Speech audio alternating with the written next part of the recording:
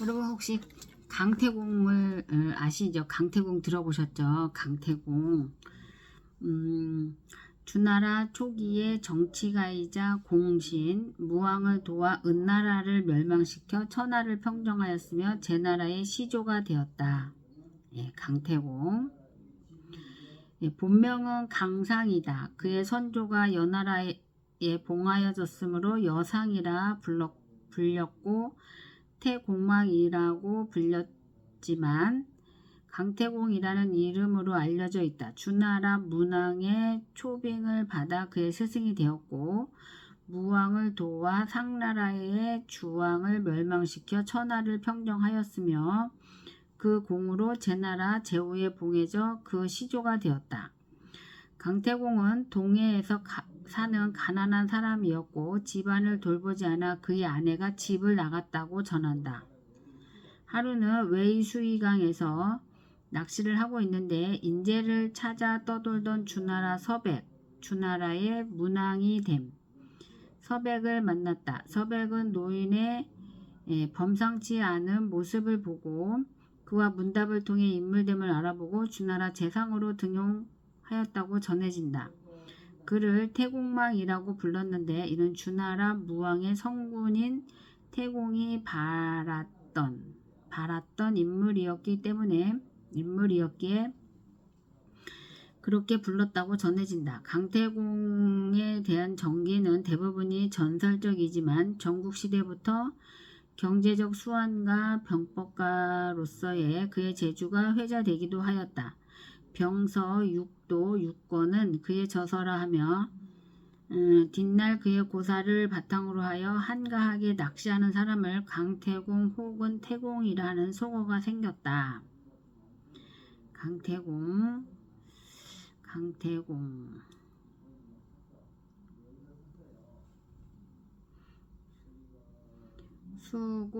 수구초심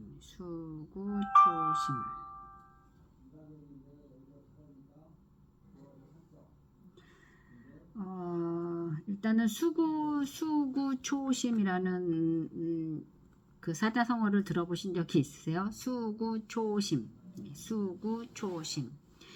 여우가 죽을 때 머리를 자기가 살던 굴 쪽으로 바르게 하고 죽는다는 말로 고향을 그리워하는 마음을 비유한 것이다. 얘기 당궁 상편에 나오는 말이다. 은나라 말기 강태공의 이름은 여상이다. 그는 위숫가에서 사냥 나왔던 창을 만나 함께 주왕을 몰아내고 주나라를 세웠다. 그 공로로 영구라는 곳에 봉해졌다가 그곳에서 죽었다.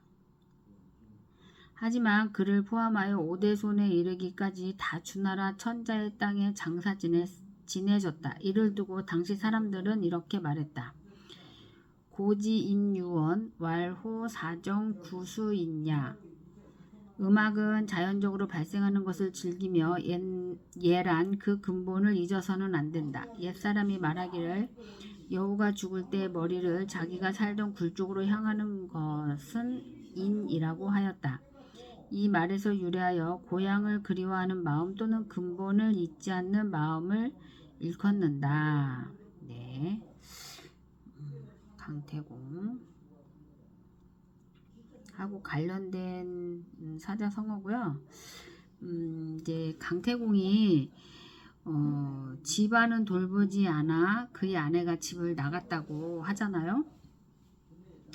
그래갖고 이제 강태공이 나중에 크게 성공을 하고 가마를 타고 지나가는데 그 집을 나갔던 마누라가 와서 이제 아는 척을 하니까 강태공이 저 여자가 누군지 나는 전혀 모르겠다 하고 외면했다고 합니다. 네.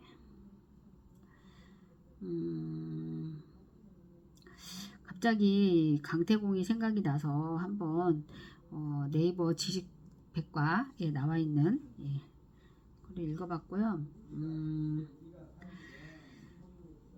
우리가 엑스피어 코인이 돈이 되려면 강태공이 낚시를 하는 마음으로 기다려야지 될 것 같아요. 저도 성질이 급해서 참 음, 어, 어쨌든 우리가 비트코인이 16년 동안 이렇게 돈이 되는 거를 쭉 봐왔잖아요.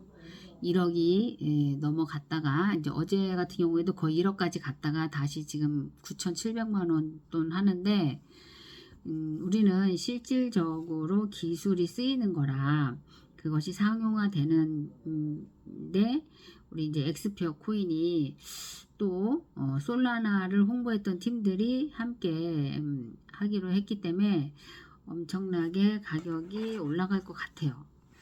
저는 진짜 돈을 크게 벌어보고 싶은데 이게 막 코인이 돈이 되면 가만히 못 있을 것 같아요. 막 진짜 10억이 됐을 때, 예, 또 100억이 됐을 때, 한 3년, 5년, 그때까지, 예, 1000억이 됐을 때, 예, 조가 됐을 때, 이렇게 생각은 하는데, 그렇게 정말 돈이 될 때까지 내가 잘 그 코인을 팔아먹지 않고 호들러가 될 수 있을지, 그래서 됐으면 좋겠다 하는 마음으로 강태공을 생각했습니다. 일단 우리 이제 돈의 속성에 대해서 좀 읽어볼게요. 제가 김승호 회장님이 쓰신 책을 2권을 한 번에 샀는데 이제 우리 사슬 매니아 이 일을 하기 전에는 1년에 책도 한 권 제대로 읽기가 너무 어려웠어요. 마음의 여유가 없어요. 눈도 잘 이제 노안이 와가지고 글씨도 잘 안 보이니까 정말 읽기가 어려웠는데 일단은 한번 쭉 읽어보겠습니다. 예, 일단은 여기 200세 기념 개정 증보판을 내면서 프롤로그를 한번 읽어볼게요. 프롤로그 돈의 속성이라는 책이고요. 프롤로그에 인간은 경제적 자립을 위해 돈을 필요로 한다. 이 돈을 이해하는 방식은 지난 수세기 동안 많은 사람을 통해 다양하게 교육되어 왔다. 하지만 정작 돈을 다루는 지혜의 수준이 높아진 시대는 없었다. 세대가 바뀌고 시간이 흘러도 우리는 여전히 제자리다. 지극히 현명한 사람도 돈에 대해 무지한 경우가 태반이고 정작 부를 이루고 유지한 사람은 그 비밀을 말할 이유가 없었다. 그나마 알려진 방법은 유효기간이 지난 알약 같은 지나간 과거의 지식뿐이다. 인생에서 돈에 대한 문제를 해결한다는 건 영적 각성만큼이나 삶에 있어 중요한 가치다. 방치하거나 무시하면 현실의 돈 역시 나를 무시하거나 방치하기 때문이다. 돈을 세속적이라는 이유로 방치하고 두렵다고 피하면 그 피해가 나와 내 가족 전체와 다음 세대까지 이어지며 평생 노동의 굴레를 벗어날 수 없다. 나는 가족을 위해서라면 하루도 쉬지 않고 일하던 노동자 아버지 밑에서 태어나 겨우 굶지 않을 정도의 어린 시절을 보냈다. 그러나 지금은 미국 정부와 한국 정부의 1년에 수백억의 세금을 내는 사람이 되었다. 한적한 시골 동네에 떨어진 파키스탄 노동자 같은 신세에서 하버드에서 교육받는 변호사와 회계사를 기다리게 만들며 전 세계에 걸쳐 여러 사업을 총괄하는 사업가가 되었다. 6달러짜리 냉면을 파는 한인 식당에 육중한 나무무늬 겁이 나서 들어가려다가 포기했던 사람이 매일 일반 직장인의 몇 년치 월급을 벌고 있다. 매일 일반 직장인의 몇 년치 월급을 벌고 있다. 나는 가난의 가장 바닥부터 거의 최상급의 위치까지 올라봤으며 이 과정에서 돈의 여러 속성을 자세히 경험해 볼 기회를 얻었다. 돈을 번다는 게 어떤 뜻인지, 돈은 어떻게 움직이는지, 돈은 왜 사라지는지, 돈은 어디로 몰려다니는지, 돈은 무슨 일을 하는지, 돈은 어떤 흔적을 남기는지를 비교적 깊고 넓게 볼 수 있는 위치에 올라설 수 있었다. 분명 누군가는 나보다 더한 통찰이 있을 것이다. 더 깊은 사고와 논리, 더 큰 사업에서 자수성가하여 돈의 속성을 낱낱이 이해하는 사람도 있을 것이다. 하지만 세상에 나온 책들은 실제로는 돈을 벌어본 적이 없는 이론가가 쓴 것이 대부분이다. 결국 이런 책을 저술해 돈을 버는 사람이 더 많다. 정말 돈의 속성에 대해 잘 아는 자산가들은 그 비밀을 굳이 글로 남기고 싶지 않았을 것이다. 이런 비밀을 알고 있는 사람이 몇 안 되는 걸 알기에 운명에 이끌리듯 나는 내게 그 일이 주어졌음을 받아들이기로 했다. 그럼에도 이 책을 쓰기까지 몇 년을 고민했다. 몇 권을 출간하긴 했지만 여전히 글쓰기는 내게 어려운 일이다. 그런데 예전엔 영화관을 빌려 일반 대중에게 했던 돈의 속성이라는 주제의 강연이 방송으로 촬영돼 편집본으로 소개되고 이 일을 계기로 여러 유튜버를 통해 재생산되는 과정에서 내 의도와 목적에서 조금씩 변형되는 일이 생겼다. 바로 잡으려고 했을 때는 이미 조회수가 1000만을 넘길 정도로 영상이 퍼진 후였다. 그러다 보니 지금이라도 더 늦기 전에 내가 전달하려는 내용을 명확하게 책으로 정리해야겠다는 생각에 이르렀다. 나는 이 책에서 돈의 철학적 윤리적 가치를 깊게 논하거나 설명하지 않을 것이다. 그만한 능력도 되지 않는다. 대신 돈에 대한 모든 생각이나 경험, 관점을 담으려고 한다. 돈을 벌고 또 돈이 내게 붙어 있게 하는 일을 그 누구보다 잘할 수 있다고 감히 생각하기 때문이다. 돈이야말로 나와 내가 사랑하는 사람들을 보호하거나 도울 수 있고 남에게 신세를 지지 않고 살 수 있게 해준다. 이는 돈의 지극히 평범한 가치다. 그러나 세상은 이런 평범한 가치를 유지하는 데 결코 평범함을 요구하지 않는다. 그렇기 때문에 평범한 방식으로는 풍족한 돈을 가질 수 없다. 내가 그동안 어떤 방식으로 돈을 대해왔는지 자세히 설명함으로써 독자 역시 같은 기쁨을 누릴 수 있기를 바랄 뿐이다. 한 가지 주의를 드리면 독자 여러분이 이 책의 가치를 받아들인다고 모두 부자가 되거나 경제적 자유인이 되지는 못할 수 있다. 그러나 나이가 어린 청년일수록 이 책의 가치를 공감하고 실행하면 반드시 부자가 될 것이다. 또한 누구라도 이 가치를 받아들이면 이전과 분명 차이 나는 삶을 살 수 있으리라 확언한다. 종교 외외의 세속적 영역에서 여러분의 삶에 행복한 영향을 준 사람으로 기억되길 바랄 뿐이다. 이 책은 평소 내가 강연이나 수업에서 이야기했던 돈의 5가지 속성과 부자로 살고 싶은 사람에게 필요한 4가지 능력에 대한 내용을 담고 있다. 돈의 5가지 속성으로 돈은 인격체다. 규칙적인 수입의 힘, 돈의 각기 다른 성품, 돈의 중력성, 남의 돈에 대한 태도를 말한다. 부자가 되기 위해 필요한 4가지 능력으로는 돈을 버는 능력, 모으는 능력, 유지하는 능력, 쓰는 능력을 다룬다. 그리고 이것을 각기 다른 능력으로 이해하고 각각 다르게 배워야 한다고 강조해왔다. 전작인 생각의 비밀, 알면서도 알지 못하는 것들에 나온 문장이나 유사한 표현이 일부 나올 수 있다. 중복된 표현이 있어도 이해를 구한다. 더불어 경제 용어를 잘 모르는 분도 쉽게 이해할 수 되도록 풀어쓰려고 노력했다. 모쪼록 독자 개개인의 경제적 독립과 자립의 삶에 도움이 되길 바란다. 예, 그래서 이렇게 소제목이 이렇게 되게 많아요. 소제목이 되게 많아요. 그런데 제목이 되게 궁금하게 그렇게 하셨어요. 한번 일단 소제목을 읽는 것도 시간이 예, 일단 돈은 인격체다. 나는 나보다 더 훌륭한 경영자에게 투자한다. 복리의 비밀, 일정하게 들어오는 돈의 힘, 돈은 중력의 힘을 가졌다. 리스크가 클 때가 리스크가 가장 작을 때다. 남의 돈을 대하는 태도가 내 돈을 대하는 태도다. 100억을 상속받았는데 절대 잃지 말라는 유언이 붙었다면 빨리 부자가 되려면 빨리 부자가 되려 하면 안 된다. 빨리 부자가 되려면 빨리 부자가 되려 하면 안 된다. 네.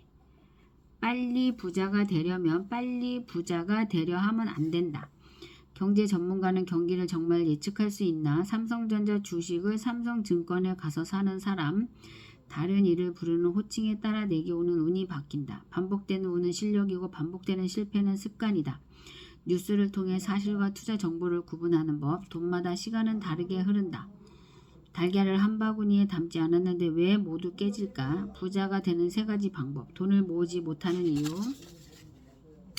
자신이 금융 문맹인지 알아보는 법, 주식으로 수익을 내는 사람들의 3가지 특징, 얼마나 벌어야 정말 부자인가, 내가 재산을 지키기 위해 매일 하는 일, 가난은 생각보다 훨씬 더 잔인하다.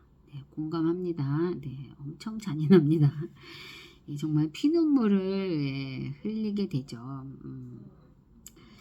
금융공황 발생에 따른 세 가지 인간상. 내가 청년으로 다시 돌아가 부자가 되려 한다면 지혜는 기초학문으로부터 시작된다. 부자가 되기 위해 우선 당장 할 수 있는 일 한 가지. 앞으로 주식이 오를 것 같습니까?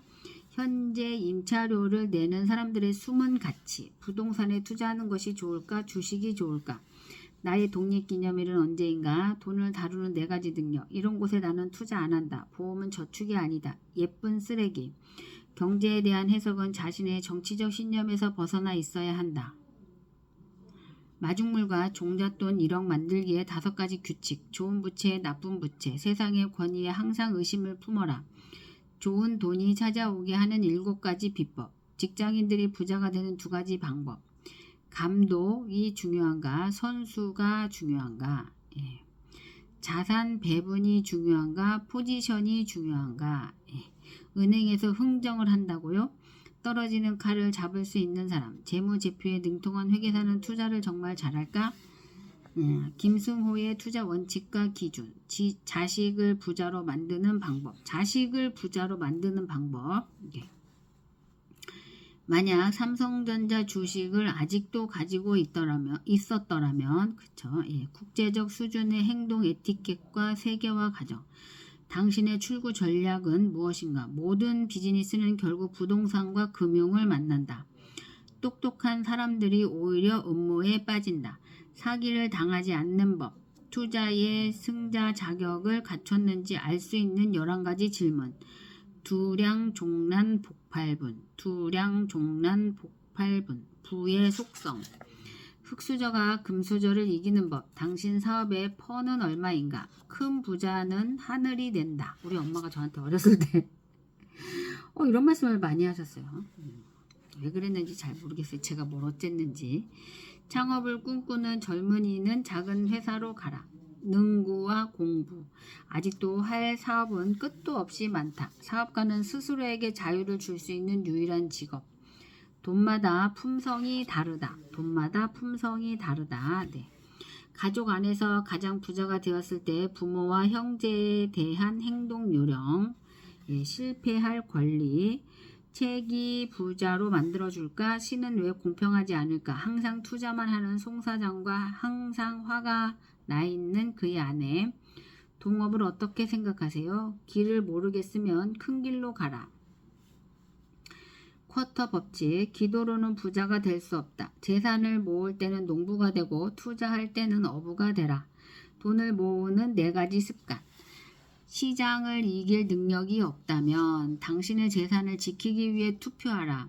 선진국 대한민국. 당신의 주식 투자 기회를 박탈한다면 누군가에게 길을 가르쳐 준다는 것은 난 오늘 언제라도 내 운명을 바꿀 기회가 있다. 부자가 될 준비를 마쳤는지 알 수 있는 30개의 질문. 사회적 기업을 꿈꾸는 젊은이들에게 투자에 있어서는 변하지 않는 진리. 돈에 대한 불편한 진실. 절대로 다시 가난해지지 말자. 이게 414페이지까지 있거든요. 오늘 읽는 데까지 읽어보겠습니다. 돈은 인격체다.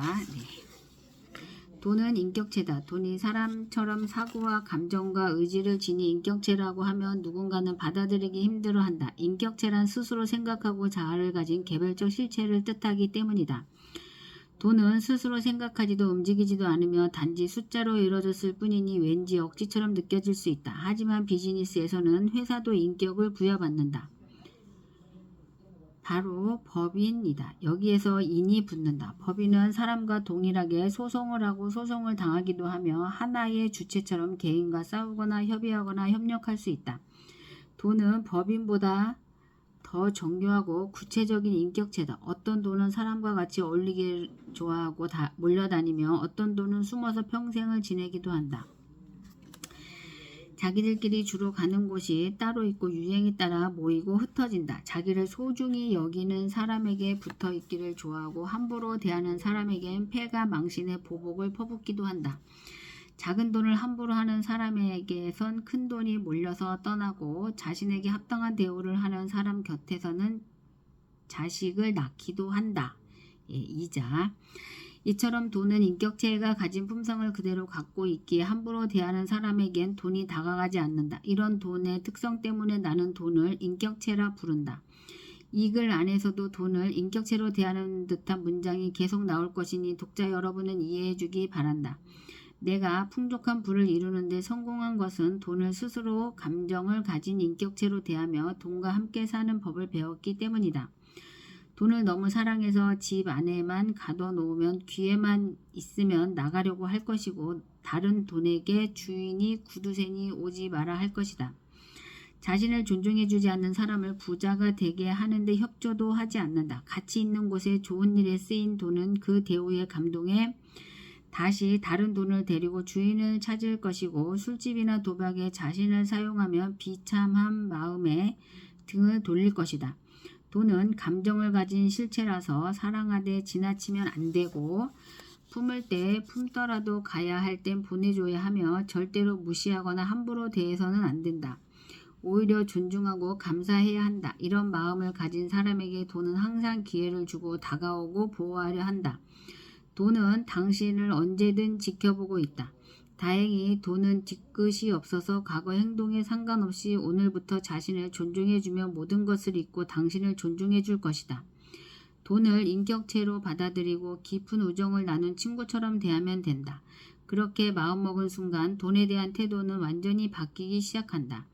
작은 돈을 절대로 함부로 하지 않게 되고 큰 돈은 마땅히 보내야 할 곳에 보내주게 된다. 사치하거나 허세를 부리기 위해 친구를 이용하지 않고 좋은 곳에 친구를 데려다 주려 할 것이기 때문이다. 품 안의 돈을 기품 있는 곳에 사용하며 사랑하는 사람과 보호해야 할 가치가 있는 곳에 사용할 것이다. 이를 지켜보고 있는 돈도 더 많은 친구들을 옆에 불러들일 것이다. 내가 돈의 노예가 되는 일도 없고 돈도 나의 소유물이 아니므로 서로 상하 관계가 아닌 깊은 존중을 함께 갖춘 형태로 함께 하게 된다. 이것이 진정한 부의 모습이다. 납치나 폭력 혹은 불법을 통해 권력자나 졸부 품으로 들어간 돈은 언제든 탈옥할 날만을 기다리거나 그 주인을 해치고 빠져나오기 마련이니 위험한 돈과 친해질 생각도 지워야 한다. 돈이 인격체라는 것을 알아차리고 받아들이는 순간부터 당신은 평생 부자 인생길이 열리는 것이다. 당신은 평생 부자 인생길이 열리는 것이다. 당신은 평생 부자 인생길이 열리는 것이다. 네. 나는 나보다 더 훌륭한 경영자에게 투자한다. 30대 중반 주식에 투자했다가 큰 실패를 겪었다. 과거의 주식 정보를 바탕으로 가장 좋은 거래 패턴을 찾아내 투자하는 프로그램 매매까지 손을 댔었다. 당신은 이 방법이 가장 빨리 가난을 해결해 줄 거라 믿었다. 나 스스로 일반인보다 똑똑하고 대담하다고 생각했다.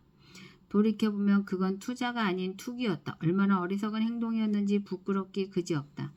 당시 투자자로서 내 수준은 유치원도 못 들어간 유아 수준이었다. 하지만 스스로 대학원생 정도라 생각했으니 잘될 턱이 없었다. 과거 데이터를 놓고 미래 예측을 내놓는 책과 강연이 많다. 그럴 때면 과거의 내가 생각이 나서 안타까운 마음뿐이다. 그들의 현재 재산과 미래 재산 상태를 짐작하면 정말 그렇다. 나는 전 재산을 날렸고 다시는 그곳에 얼씬거리지 않았다. 다시 주식을 시작한 건 5년 전쯤이다. 지난 5년간 꽤 많은 주식을 매입했으나 거의 팔아본 적이 없다.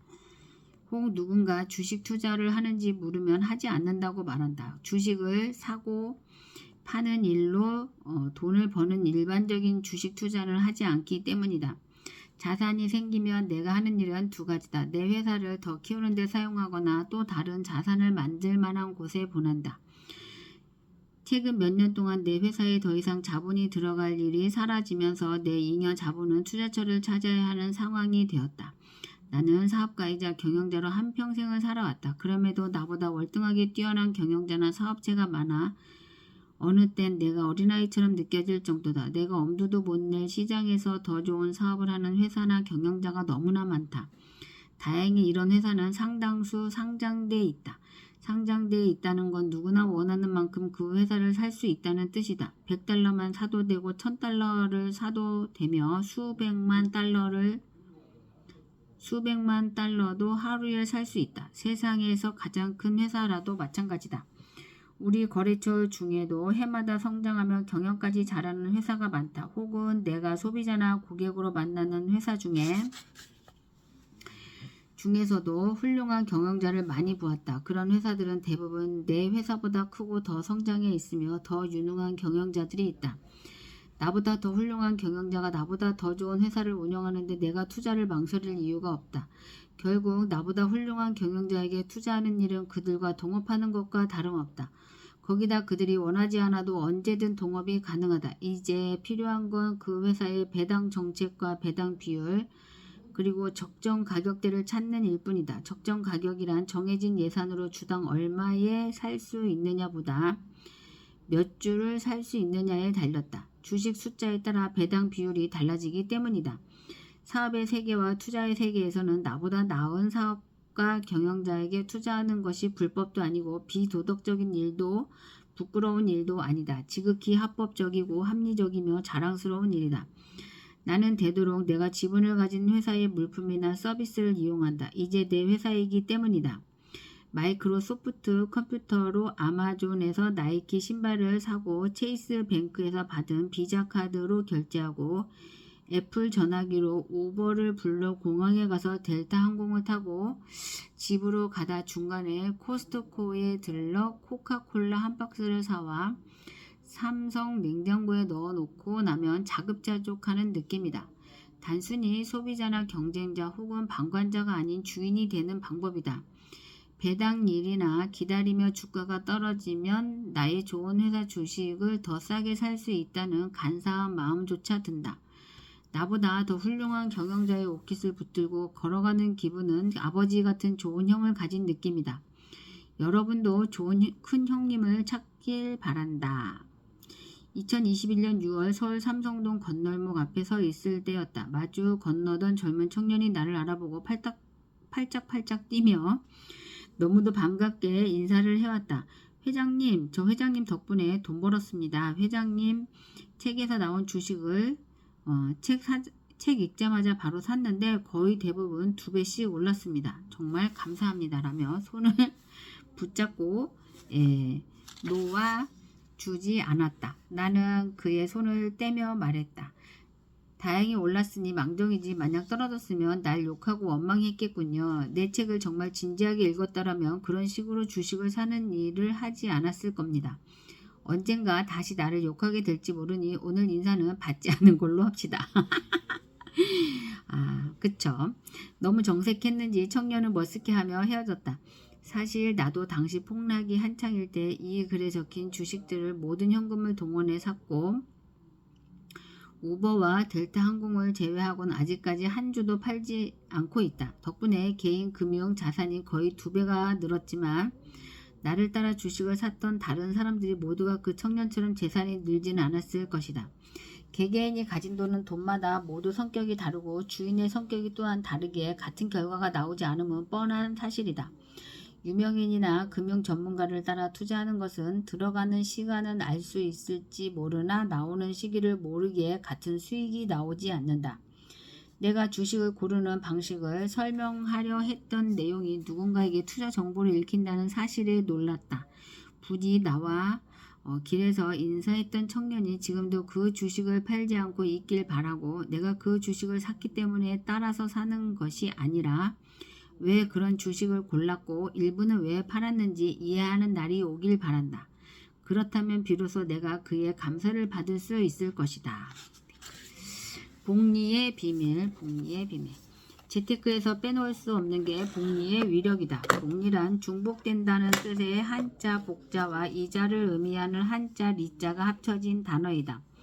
원금과 이자에 이자가 붙는다는 뜻이다. 그리고 그 이자에 이자가 붙는다는 뜻이다. 복리에 상대되는 말은 단리다. 단리는 원금의 이자가 한 번 지불되는 상태를 말한다. 이렇게 단리로 받은 이자와 원금을 합친 금액이 다시 이자를 받는 구조가 복리라고 이해하면 된다. 천만 원을 연 이자율 6%의 단위로 5년간 이자를 받기로 했다면 5년 후에 1,300만 원을 받는다. 하지만 이자를 사용하지 않고 그대로 원금과 합쳐 이자를 받으면 48만 8,502원을 더 받는다. 차이가 없는 듯해도 이미 20개월간의 이자를 추가로 받는 셈이다. 이것을 10년으로 바꾸면 219만 3,967원으로 87개월간의 이자에 해당된다. 만약 이 상태를 20년간 지속한다면 원금보다 많은 1,110만 2,045원의 추가 이익을 얻게 된다. 영리한 사람이라면 이쯤에서 같은 복리 이자를 받더라도 1년에 한 번 이자를 받는 것보다 분기별로 나눠 받는 것이 더 좋고 월별로 이자를 받으면 훨씬 더 이익이라는 걸 즉각적으로 알았을 것이다. 그런데 만약 거꾸로 복리 개념을 채무이자에 적용해 갚아야 할 상황이라면 무섭고 끔찍한 수치가 산출된다. 마이너스 통장을 개설해 연이율 10%로 500만 원을 빌렸다면 월 이자가 겨우 4만 1,667원이지만 이를 안 내고 버티면 다음 달 이자는 두 달치인 8만 3,334원이 아니라 347원이 늘어난 8만 3,681원이다. 4만 1,667원에 대한 이자가 합쳐졌기 때문이다. 여기에 이 347원을 겨우라고 생각한 사람과 무려 347원이라고 생각하는 차이가 투자의 차이를 만들고 부의 차이를 만들며 삶의 차이를 만든다. 만약 이렇게 2년 동안 융자금을 갚지 않고 있으며 2년 후 원리금은 605만 1,525원에 매달 이자가 5만 429원으로 변해 있고 3년이 지나면 668만 5,199원의 원금과 5만 5,710원의 이자가 된다. 그리고 연리 13.4%에 해당되는 금액으로 늘어나게 된다. 겨우 347원이 만든 결과다. 다른 예를 들어보자. 만약 집을 구매할 때 30년 상환 4% 복리로 3억 원을 융자 받았다고 가정하면 지불해야 하는 총 금액은 9억 9천만 원이나 된다. 이를 30년간 나눠 월별로 지불하면 월 모기지 비용은 276만 원씩으로 21년간 이자를 지불해야 겨우 그 다음 달부터 원금이 줄기 시작한다. 복리가 이렇게 무섭다. 결국 복리를 내 편으로 만드는가 적으로 만드는가에 따라 재산의 정도가 달라진다. 복리를 내 편으로 만들기 위해 해야 할 첫 번째 일은 복리에 대한 이해다. 조지 워싱턴 대학의 조사에 따르면 미국인의 3분의 1만이 복리를 이해한다고 한다. 알베르트 아인슈타인은 복리야말로 인간의 가장 위대한 발명이자 세계 8대 불가사의라고 말했다. 워런 버핏 역시 복리의 혜택을 가장 많이 받은 투자자이며 복리의 도움이 없었다면 지금 자리에 오르지 못했을 것이다. 복리는 간단하지만 투자에서 가장 중요한 원리 중 하나다. 투자자가 복리를 이해하지 못한다면 부를 다룰 자격이 없다. 복리는 투자 자체보다 더 중요하다. 복리 효과가 부를 어떻게 변화시키는지 이해하려면 복리와 진지하게 친해지고 함께 어울려야 한다. 여기서 1964년 워런 버핏이 34살이 되던 해에 보낸 주주 서한을 살펴보자. 복리라는 주제는 전반적으로 고리타분하기 때문에 미술품의 비유에 소개해볼까 합니다. 1540년 프랑스 국왕 프랑스와 1세가 레오나르도 다빈치의 그림 모나리자를 4,000에키에 구매했습니다. 당시 4,000에키는 2만 달러의 가치입니다. 만일 프랑스와 1세가 현실 감각이 있어서 그림을 사는 대신에 연간 세후 6% 수익률로 그 돈을 투자했다면 현재 이게 얼마야? 10억, 100억, 1000억, 조, 10조, 100조, 1000조 달러 이상으로 불어났을 것입니다. 연간 6%로 1000조 달러 이상을 만들어내는 것입니다. 현재 미국 국채 발행 규모의 3,000배가 넘습니다. 어려서부터 복리의 개념과 혜택을 정확히 꿰뚫어 본 젊은이는 그의 나이 50세 이후 미국 최고 부자 한 명이 되었고 91세인 현재까지 그의 부는 계속해서 늘어나고 있다. 복리가 그를 최고의 부자로 만든 것이다. 우리의 삶에 자연스럽게 스며들어 가장 큰 영향을 끼친 두 가지가 비누와 복리다. 비누와 복리다. 비누가 발명된 후 개인 위생이 개선되며 인간 수명이 비약적으로 늘어났으며 복리가 발명된 후 부의 이동이 수없이 일어났기 때문이다. 당신이 복리의 중요성을 이해했다며 이제 막 부자가 될 가장 기본적인 준비가 끝난 것이다. 축하한다. 일정하게 들어오는 돈의 힘. 가정해보자. 1년에 수입이 5천만 원인 사람이 있다. A라는 사람은 매달 일정하게 400만 원을 버는 사람이고 B라는 사람은 어느 땐 1,000만 원을 넘게 벌기도 하지만 어떤 달은 한 푼도 벌지 못한다. 두 사람 모두 매년 5천만 원의 수입이 생기지만 돈의 힘은 서로 다르다. 수입이 일정하게 발생한다는 건 그 수입의 질이 비정규적인 수입보다 좋다는 뜻이다. 질이 좋은 돈은 다른 돈을 잘 불러 모으고 서로 붙어 있어도 흩어지지 않는다. 비정규적인 돈보다 힘이 강해 실제 액면 가치와 상관없이 잠재 가치, 척도, 주가, 수익률이 높다. 농사를 짓는 데 필요한 강수량이 1000mm라고 가정해보자. 그런데 봄에 한 번 500mm 퍼붓고 가을에 한 번 500mm 퍼붓는다면 그 땅에서는 농사를 지을 수 없다. 홍수 아니면 가뭄이기 때문이다. 대신에 하루 10mm씩이라도 매일 꾸준히 내리면 상당히 좋은 결실을 맺을 수 있다. 브라질의 렌소이스 사막은 연간 강우량이 1600mm나 되지만 아무것도 키우지 못한다. 6개월에 한 번씩 비가 오기 때문이다. 마찬가지로 기업 운영도 가장 중요한 것은 현금 흐름이다. 현금 유입과 유출을 통틀어 현금 흐름이라 한다. 기업의 현금 흐름이 좋지 않으면 이익이 나도 부도가 날 확률이 높아진다. 언젠간 비가 와도 당장 가뭄이 들어 작물이 타 죽는 것과 같다. 몸 안에 피도 일정하게 흘러야 사지가 움직이고 호흡도 일정해야 생명이 연장되며 음식도 일정하게 먹어야 죽지 않는다. 10분 동안 물속에 있다가 모자란 숨을 몰아 넣는다고 사람이 살아날 수는 없다. 굶어 죽는 사람 입에 고기를 넣어준다고 사람이 살아나지 않는 것처럼 말이다. 돈도 같다. 현금 흐름이 일정하게 유지돼야 경제적으로 삶이 윤택해진다. 돈이 일정하게 들어온다는 건 체계화된 경찰이나 군인 수백 명만으로 수천 수만 명의 군중을 효율적으로 통제하는 것과 같다. 이 흐름이 거친 인생을 통제할 수 있는 상태를 만들어준다. 장사나 사업을 계획 중이라면 개천을 막아 여름 한철 하루 1,000만 원의 매출을 올리는 사람을 부러워하지 말고 매일 수십만 원씩 꾸준한 돈이 들어오는 국밥집을 부러워해야 한다. 여름철에 번 1,000만 원 돈은 그 돈이 솜사탕처럼 가벼워서 만지기만 해도 쉽게 부서지지만 국밥집 100만 원은 단풍나무처럼 단단해서 건물도 만들어낼 수 있기 때문이다. 행사 때 몰려온 단체 손님을 상대하느라 당구를 무시하는 사장은 성공할 수 없다. 비정규적인 수입은 한 번에 몰려온 돈이라 실제 가치보다 커 보이는 착각을 일으킨다. 그래서 자신이 많은 돈을 벌게 된 줄 알고 사치하고 함부로 사용하게 돼 결국 모으지 못하게 된다. 흔한 생각으론 돈이 또 언제 들어올지 모르니 저축을 해가며 살 것 같아도 실제로 그렇게 조정하는 사람은 별로 없다.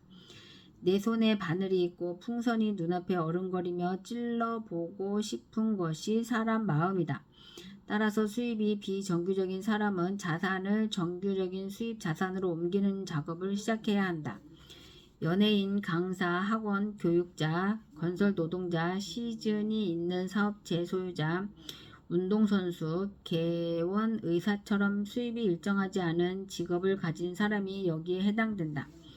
수입이 일정하지 않다는 말은 또 다른 말로 개인의 재능이나 재주가 많아서 단기간 많은 수입을 얻는다는 뜻이다. 이런 사람들은 자신의 수입이 생기는 대로 일정한 소득이 나올 수 있는 부동산이나 배당을 주는 우량 주식을 사서 소득을 옮겨 놓아야 한다. 하루라도 빨리 일정한 소득으로 옮겨 놓지 않으면 비정규적인 돈은 정규적인 돈을 소유한 사람들 아래로 빨려 들어가고 말 것이다. 정규적인 돈과 비정규적인 돈이 싸우면 언제든 정규적인 돈이 이기기 마련이다. 규칙적인 수입의 가장 큰 장점은 미래 예측이 가능해진다는 점이다. 미래 예측이 가능하다는 말은 금융자산의 가장 큰 적인 리스크를 제어할 수 있다는 뜻이다. 리스크는 자산에 있어 가장 무섭고 두려운 존재며 모든 것을 앗아갈 수 있다. 어디에 숨어 있는지 몰라서 모퉁이를 돌다 갑자기 맞닥뜨릴 수 있는 것이 리스크다. 이 리스크를 제어할 수 있다는 건 대단한 장점이다. 그 자체가 신용을 부여하며 이 신용은 실제 자산으로 사용할 수 있어 같은 5천만 원이라도 1억 원 혹은 그 이상의 자산으로 변형돼 현실에 나타난다. 돈은 중력의 힘을 가졌다. 중력은 현대 물리학의 상호작용 힘 중 하나다. 뉴턴에 따르면 중력은 질량을 가진 모든 물체에 작용한다. 중력은 질량을 가진 물체가 다른 질량을 가진 물체에 작용하는 힘을 말하는데 그 힘의 크기는 각 물체의 질량에 비례해 가까운 곳에 있는 물체를 잡아당기며 매우 먼 거리까지 미친다.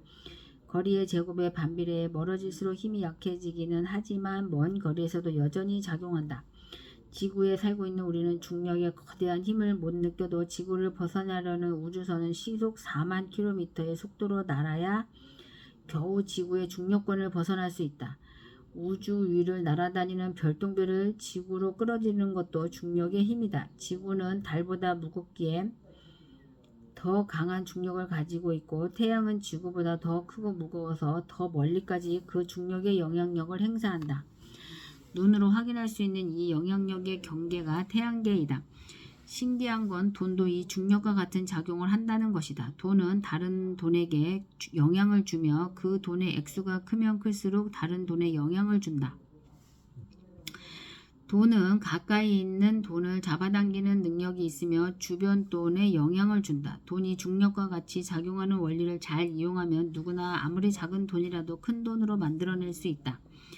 강원도 태백시 창죽동의 검룡소라는 작은 연못에서 시작한 물줄기가 강원도, 충북, 경기, 서울을 거쳐 서해까지 494km에 걸쳐 펼쳐지는 한강이 된다. 길이 6,679km에 하구의 폭만 240km이며 초당 20만 9천 제곱미터의 물을 바다에 쏟아내는 아마존강 역시 페루 남부 안데스 산맥 네바도 미스미산 안에 있는 개울에서 시작된다. 우리가 살고 있는 거대한 지구도 한 개의 작은 입자가 주변 입자를 끌어당기고 그 부피를 키워가면서 이것을 어떻게 읽나요? 이거 모르겠는데요. 10억, 100억, 1000억, 조 10조, 100조, 1000조 천조 다음에 뭐가요? 경, 해, 달, 어쨌든 톤의 모습을 갖춘 것이다. 5972 000 000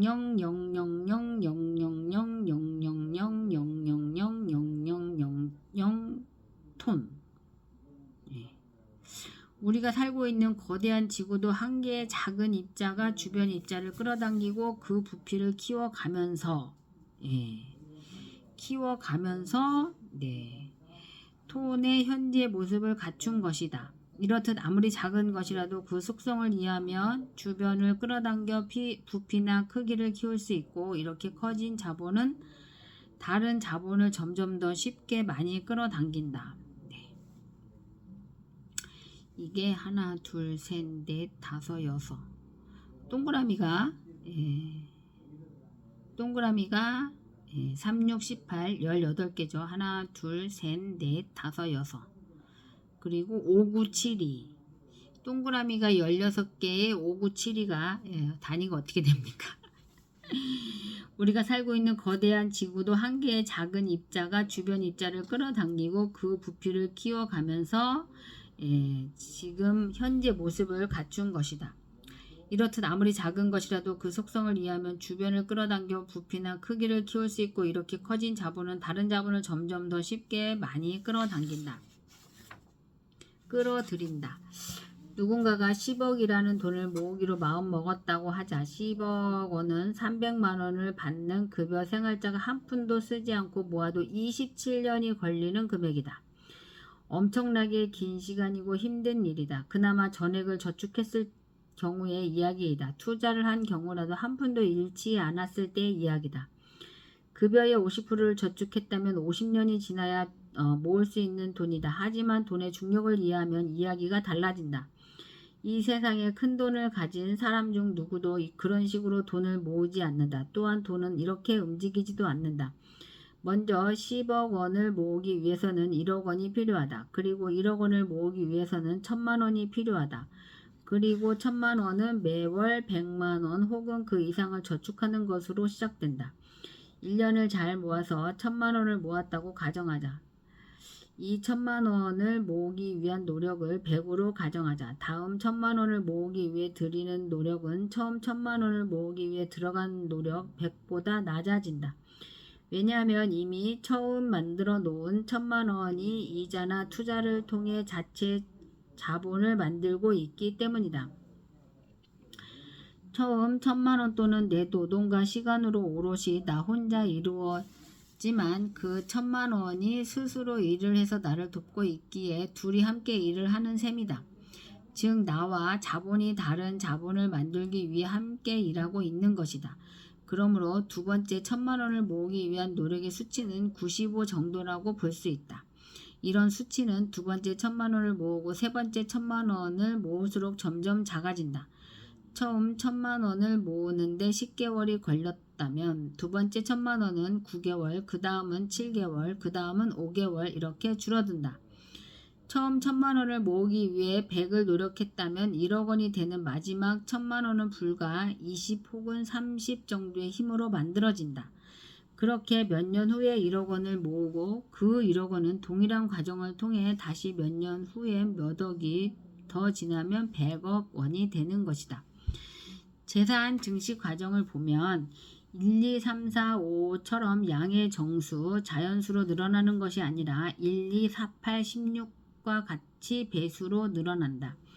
이 원리를 이해하면 누구나 부자가 될 수 있다. 온 우주에 중력의 힘이 미치고 있듯 중력은 우주의 근본적 힘이며 세상을 만드는 원리 중 하나이다. 이 원리는 무엇인가 불어나는 모든 것에 적용된다. 단지 돈은 물체가 아니기에 그것을 모으겠다는 사람 그 자신의 마음을 필요로 할 뿐이다. 리스크가 클 때가 리스크가 가장 작을 때다. 투자는 미래에 대한 관점을 따른다. 그 관점의 핵심은 리스크를 어떻게 관리할 것인가에 있다. 우리는 어떤 자산이나 어떤 주식이 오를지 어느 정도 예측할 수 있다. 그러나 그 예측이 맞아도 리스크는 여전히 존재한다. 특정 자산에 진입하는 시기에 따라 수익이 다르기 때문이다. 전체 자산이 오르고 있는데도 손해를 보는 이유는 내가 가진 시간이 모자라거나 내가 투자한 돈의 질이 좋지 않기 때문이다. 다이아몬드라고 모두 같은 다이아몬드가 아니고 금이라고 다 같은 금이 아니다. 다이아몬드는 알파벳 D부터 Z까지 23등급으로 결정되며 Z등급 이상은 펜시 컬러 다이아몬드로 또다시 분류돼 그 가격도 천차만별이다. 마찬가지로 금 역시 순도에 따라 같은 무게라도 그 가치와 가격이 다르다. 내 돈도 투자 기간을 오래 견딜 수 있는 돈이 있는가 하면 1년도 못 버틸 약한 체력을 가진 돈도 있다. 불과 몇 달 만에 다시 빼야 하는 품질 낮은 돈도 있다. 때문에 좋은 방향으로 예측을 잘해도 수익을 내지 못하는 사람이 많다. 투자 시장에서 장기적인 성공을 거두려면 리스크를 이해하고 내 자금 상태를 파악해 이길 수 있는 리스크와 상대해야 한다. 흔히 리스크가 크면 손실이나 이익도 크고 리스크가 작으면 손실이나 이익도 적다고 이해하는데 이건 수학의 가장 기초적인 공식 덧셈이나 곱셈을 이해하는 것과 같다. 수학에도 곱하면 오히려 작아지는 답이 있듯 리스크도 복잡한 여러 경우의 수가 있다. 리스크가 증가하면 이익에 대한 불확실성도 증가하고 손실 가능성도 증가한다는 의미다. 보통 변동성이 큰 시장이 리스크가 크다고 생각하지만 변동성에 따라 기대 수익이 달라지는 경우는 거의 없다. 사실 리스크가 크다고 알려진 것 자체가 리스크를 줄여놓은 상태라는 걸 알아차리는 사람이 별로 없다. 흔히 주식시장에서는 돈을 버는 활황기에는 리스크가 없는 것처럼 보이고 주가 폭락기에는 리스크 큰 폭으로 증가한 것으로 생각한다. 폭락장에서 얼마나 깊고 오래 손해가 발생할지 모르니 그 리스크가 너무 커 보여 아무도 주식을 사지 않아 급락한 것이다. 사실은 그 시기가 리스크가 가장 줄어드는 때다. 상승장처럼 아무도 리스크를 겁내지 않을 때가 리스크가 가장 큰 경우도 있다. 오히려 리스크가 사라진 것처럼 보이는 상승장이 가장 큰 리스크가 크다. 거품이 생기는 유일한 지점이기 때문이다. 따라서 리스크를 정확히 꿰뚫어 볼 수 있는 눈을 가져야 한다. 워런 버핏의 유명한 말이 있다. 남들이 욕심을 낼 때 두려워하고 남들이 두려워할 때 욕심을 내야 한다. 워런 버핏은 모두가 두려워하는 지점을 리스크가 줄어든 상태로 본 것이다. 결국 나쁜 상황은 나쁜 상태가 아니다. 오히려 할인된 가격에 자산 구매 기회를 주니 리스크가 줄어든 시점이 된다. 리스크가 무서워 아무도 매입하지 않는 순간이 리스크가 가장 적은 순간이 되는 것이다. 역설적이지만 비행기가 가장 안전한 때는 비행기 사고가 나고 일주일이 지났을 때다. 모든 항공사가 정비 점검을 더욱 철저히 하는 시점이기 때문이다. 리스크의 특성 중 하나는 과거 사례가 미래에 영향을 주지 않는다는 점이다. 패턴을 찾는 사람들은 새로운 미래에 아직 일어나지 않는 상황을 고려하지 않는다. 새로운 일이 벌어지면 이 상황을 과거의 일과 묶어 다시 해석할 뿐이다. 그러나 언제나 세상에는 역사에 없던 최악의 상황이 일어난다. 그리고 투자 세계에서 이를 대비하지 않는 사람은 사라지게 되어 있다. 또한 리스크는 정기적인 모습을 가진 채 비정기적으로 나타난다. 평균 10년에 한 번 평균 30% 하락과 같은 용어는 리스크를 이해하는 데 가장 방해가 되는 데이터다. 평균이라는 말처럼 실속 없는 것이 없다. 때때로 평균은 아무 의미가 없거나 사실을 왜곡하고 있기 때문이다. 그래서 리스크를 이해한다는 건 패턴과 분석에 의한 가정이 아니라 리스크에 대한 철저한 철학적 접근이라고 보는 것이 더 합리적이다. 욕심은 리스크를 낳는다. 이 욕심이 대중에게 옮겨 붙으면 낙관이라는 거품이 만들어진다. 거품은 폭락을 낳는다. 그러나 자포자기하고 두려움에 떠는 시기가 오면 봄이 오고 해가 뜬다. 이건 굳이 통계나 패턴으로 증명하지 않아도 인문학적인 지식으로 알 수 있다. 모든 욕심의 끝은 몰락을 품고 있다. 그리고 모든 절망은 희망을 품고 있음을 기억해야 한다. 남의 돈을 대하는 태도가 내 돈을 대하는 태도다. 나는 예전부터 코스트코 주차장에 차를 세우고 들어가면서 주차장 구석에 널브러진 쇼핑 카트를 일부러 끌고 들어가곤 했다. 내가 슈퍼마켓을 직접 운영하던 젊은 시절에 해마다 100여 개가 넘는 쇼핑카트가 사라지거나 파손됐다. 쇼핑카트를 끌고 집으로 가거나 주차장 구석에 처박아 놓고 가버린 고객들 때문이다. 그 일로 매년 2만 달러 이상 손해가 났던 기억 때문에 내가 고객으로 장을 보러 가도 쇼핑카트를 함부로 대하지 않는다. 자기 자식은 지극히 사랑하면서 남의 자식에게는 매몰찬 사람이 있다. 자기 자식은 금처럼 귀한데 며느리나 사위는 한 번도 남의 집 귀한 자식이라는 생각을 해본 적이 없는 것이다.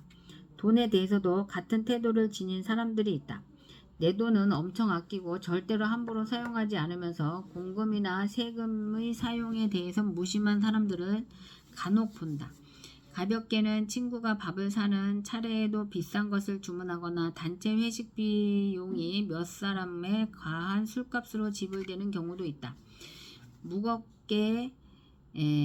무겁게는 국가의 세금이 들어간 기물이나 물품을 훼손하거나 국가 보조금을 부풀려 받아내거나 세금을 탈세하는 경우도 있다.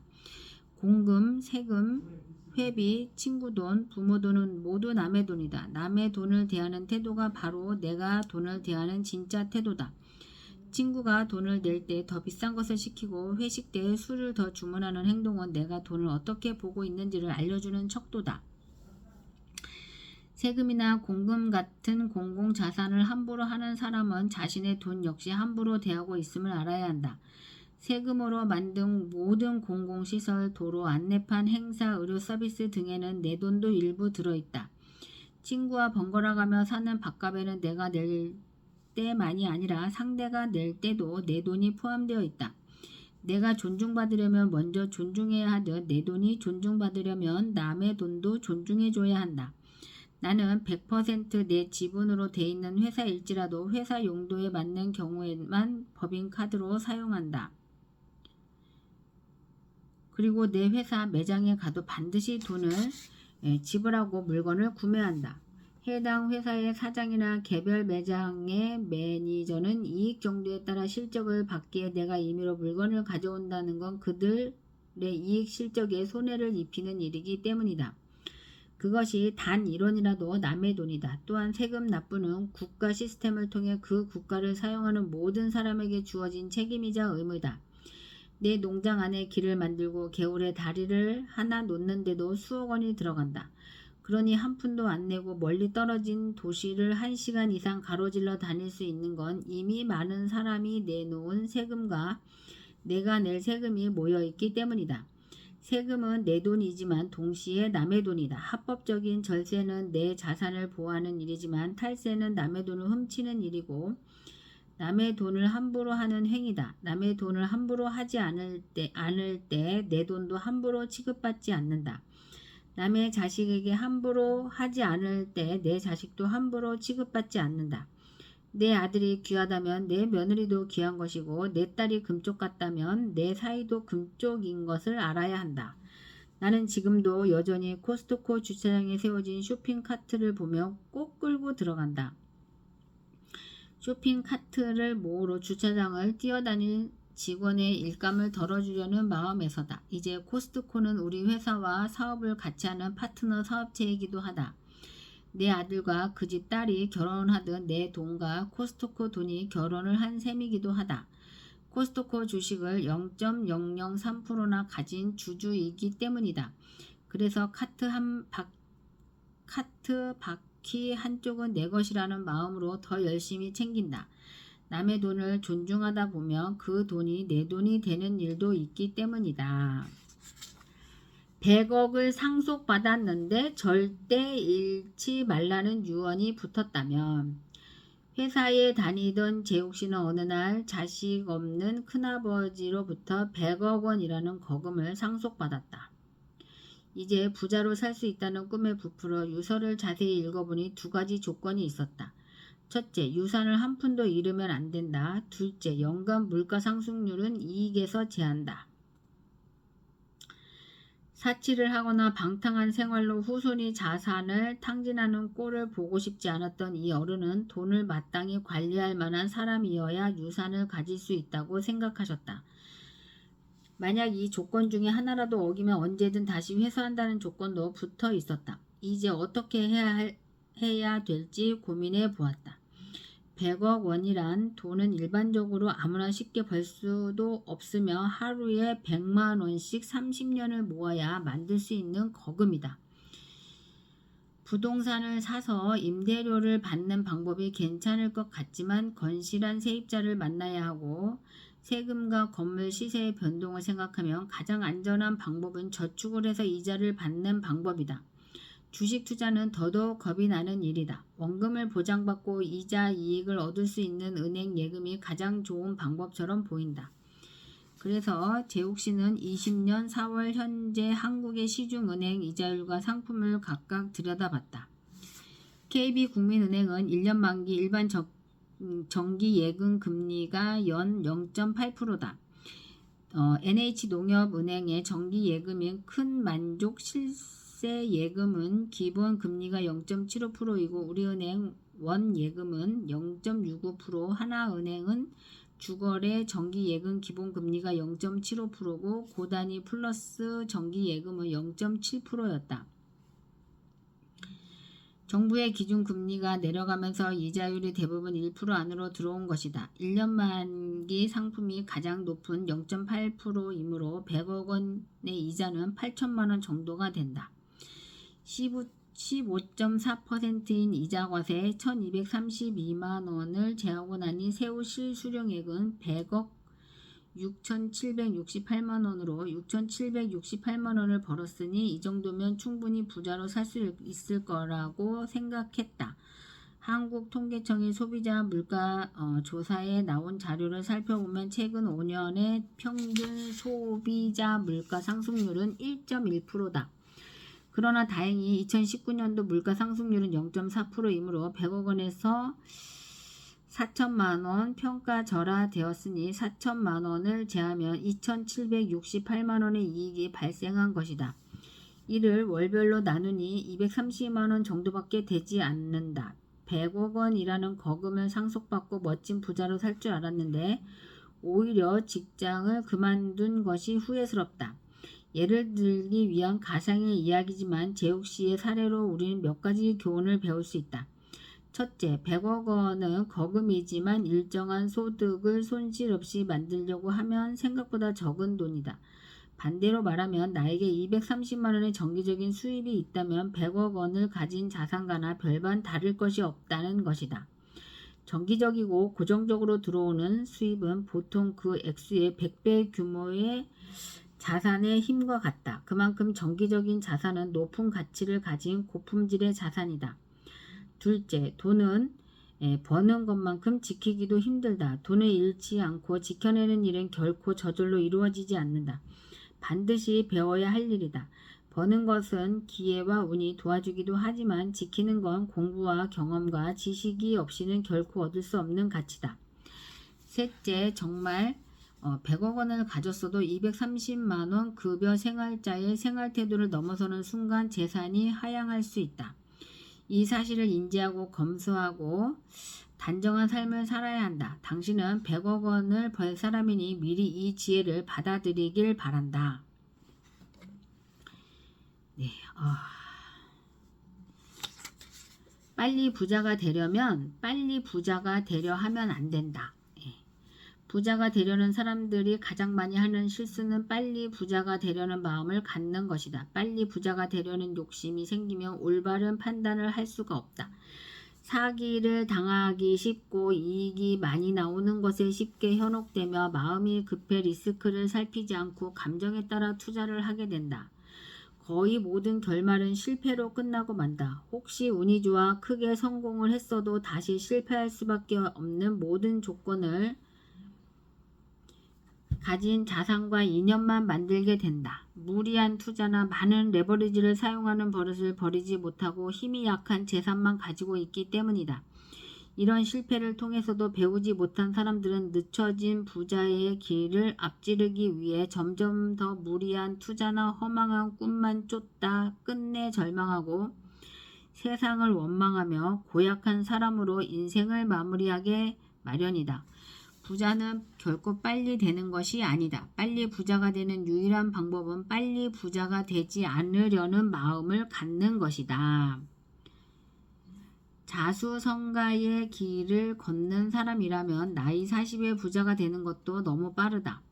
20대나 30대에 빨리 부자가 된 젊은이들 중에 그 부를 평생 가져갈 수 있는 사람은 손에 꼽을 정도다.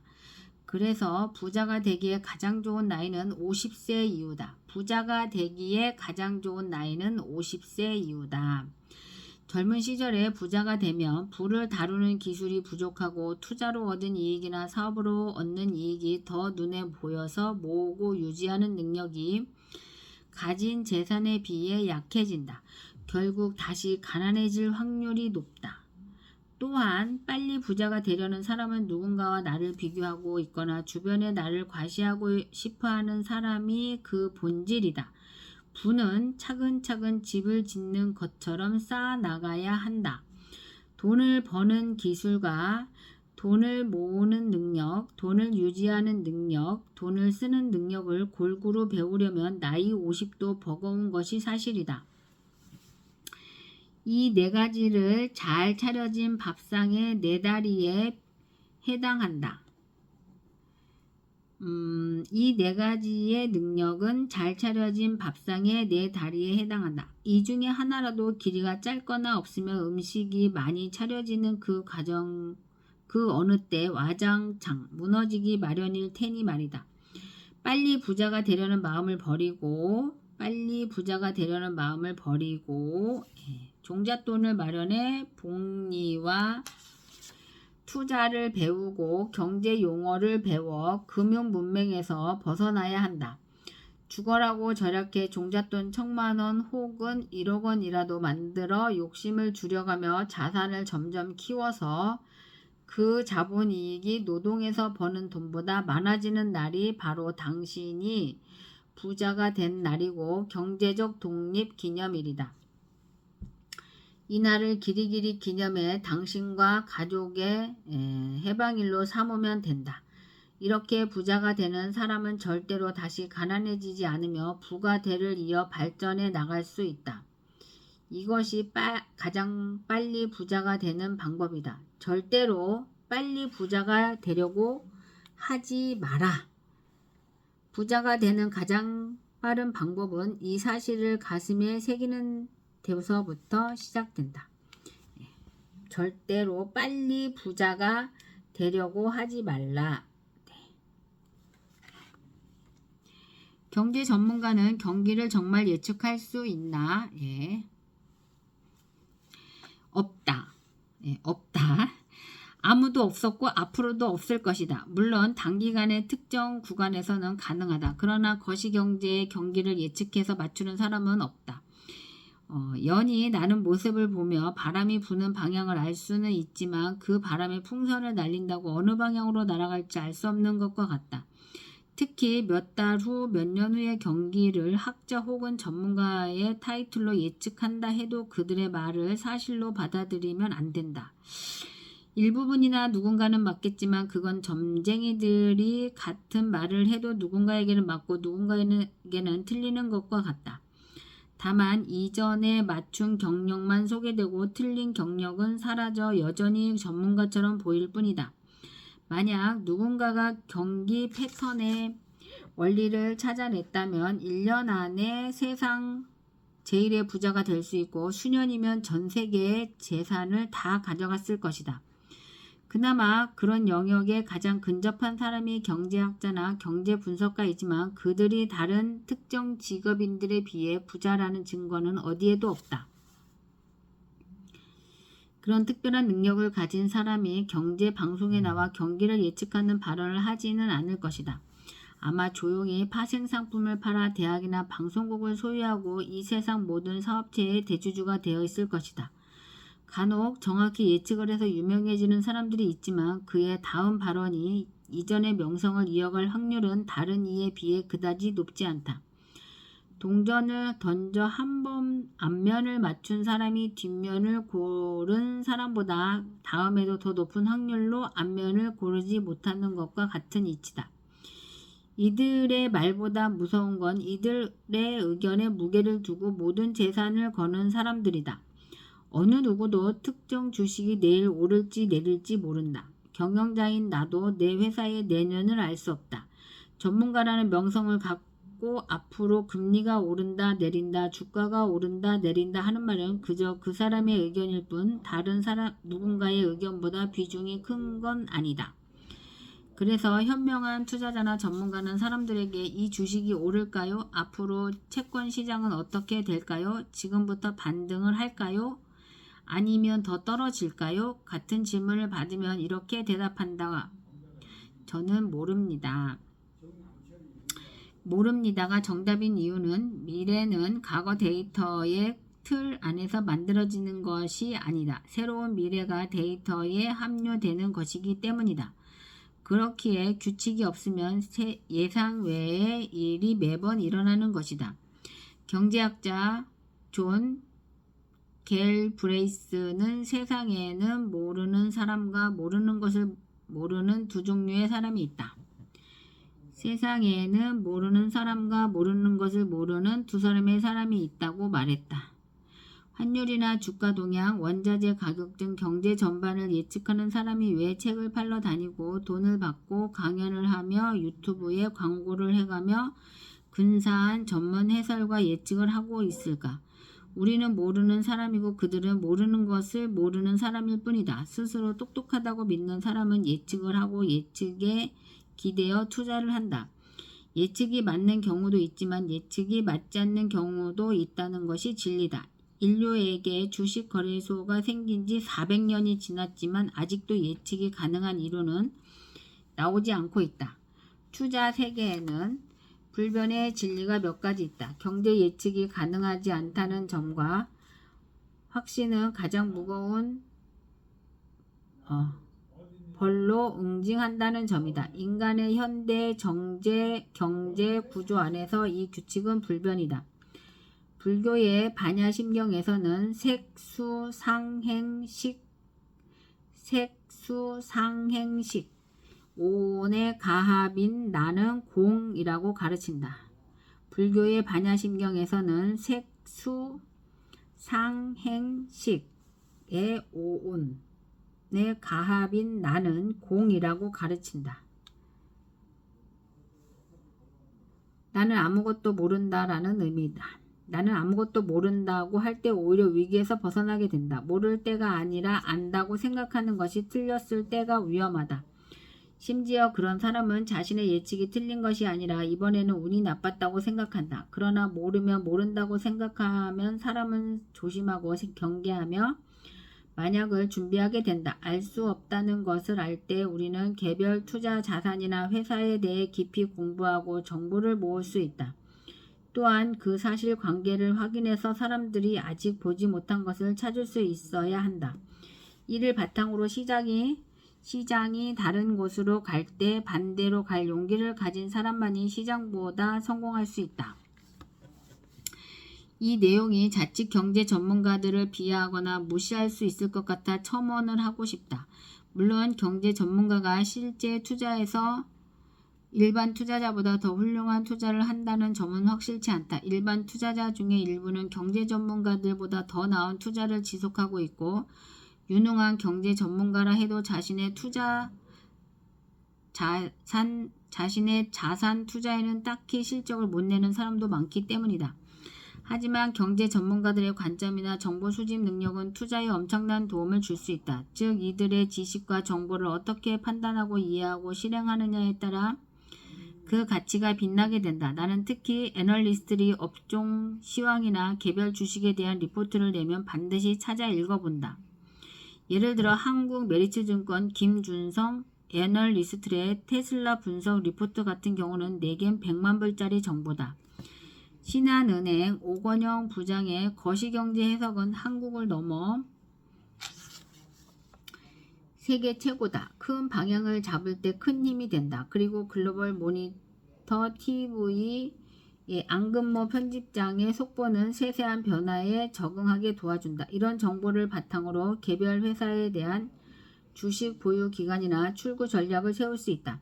하지만 여전히 시장을 예언하는 경제 전문가나 학자들 언제나 폭락을 주장하는 전문가에 대해서만큼은 부정적인 의견을 거둘 생각이 없다. 허나 고장난 시계처럼 그들도 언젠가 한 번은 맞출 것이다. 네, 일단 여기까지 읽겠습니다.